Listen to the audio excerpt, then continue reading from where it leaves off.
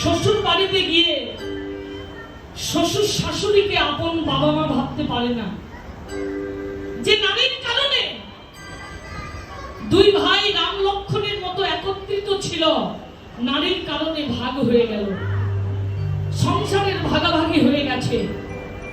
এগুলো হলো হস্তিনী নারী, যে নারীর দ্বারা পুরুষের পরমায়ু ক্ষয় হবে, সেই নারীর লক্ষণ। কিন্তু কোন বিশেষ কারণে সংসার আলাদা, তাহলে আলাদা কথা, ভাই থাকলে আলাদা আছে, কিন্তু আলাদা অন্য খাই, মনের মিল নাই, তা কেন হয়?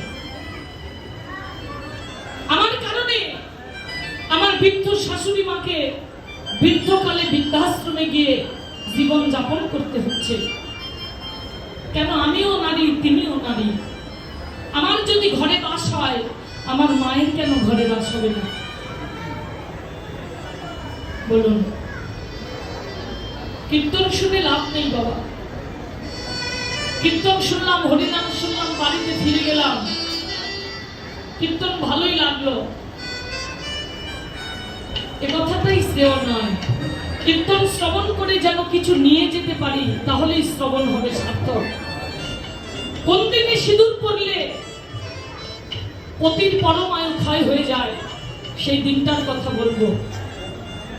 30 দিনে মাস হয়, 32 দিনেও হয়, 31 দিনেও হয়, আবার 29 দিনেও হয়। কোনো কোনো মাস ছোট, 29 দিনে।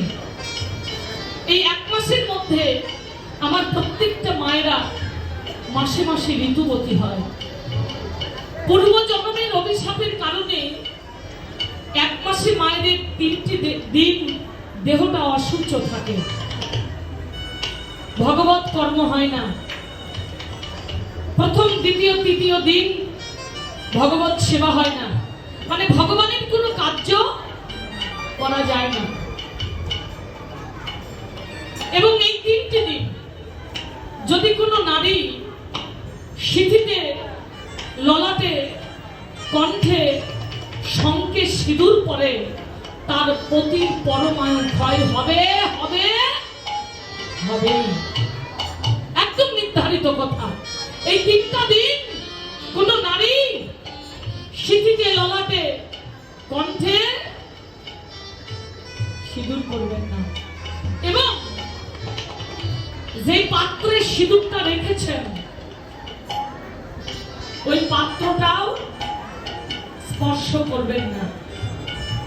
আর একটা কথা, এই প্রথম, দ্বিতীয়, তৃতীয় 3টা দিন আপনি আপনার পতির বিছানায় ঘুমাবেন না। আপনার স্পর্শ দোষে আপনার পতি পরমায়ু ক্ষয় হয়ে যাবে। মনে থাকবে, মনে থাকবে তোমার। এবং এই 3 দিন পরে যখন গঙ্গা স্নান করে আপনি বিশুদ্ধ দেহটা, অশুদ্ধ দেহটা বিশুদ্ধ করলেন, আপনি পবিত্র হলেন, শুদ্ধ বস্ত্র পরিধান করলেন, এই 3টা দিন বাদ দিয়ে মাসে যে কয়টা দিন থাকবে, ওই কয়টা দিন যখন নিদ্রা হইতে জেগে উঠবেন,